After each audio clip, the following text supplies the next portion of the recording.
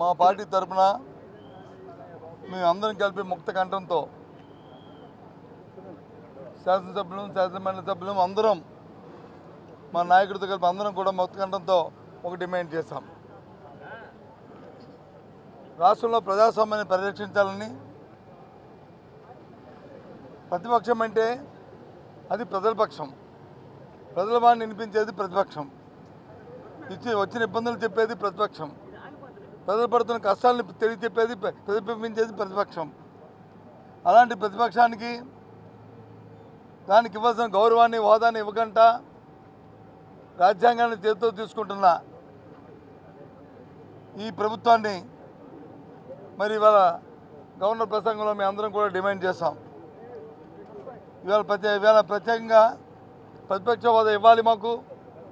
ఎందుకంటే ఏ రకంగా ఆలోచన చేసుకున్నా, ఒకటి కూటమి అధికార పక్షం కూటమి, రెండు ప్రతిపక్షం వైఎస్ఆర్సీపీ పార్టీ.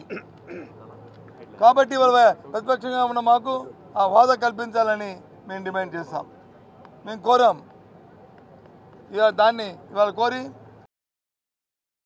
ఇవాళ మిర్చి రైతులు పడుతున్న ఇబ్బందులు, వారికి వాళ్ళ ఆక్రందనలు ఏదైతే మా నాయకుడు గుంటూరు వెళ్ళి మిర్చియార్డుకి వెళ్ళి ఆ రోజు రైతుల కష్టాలు సుఖాలు తెలుసుకున్నప్పుడు కానీ ఈ ప్రభుత్వానికి అప్పటి వరకు కూడా చెమ్మకుట్టినట్లేదు, నమ్మకం నిలెత్తినట్టు అలా కూర్చున్నారు.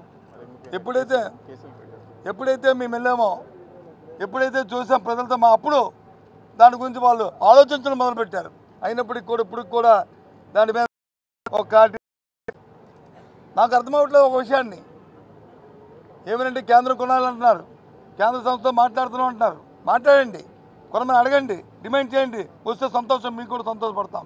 కానీ ఈరోజు ఆ రైతుల్ని మీ దగ్గర సంస్థలను మార్కు పెడతారా, మీ దగ్గర సంస్థల ద్వారా ఆ మిర్చిని కొనవలసిన అవసరం ఆవశ్యకత ఉన్నది, రైతులు ఆదుకోవాలని ఉన్నది మా డిమాండ్.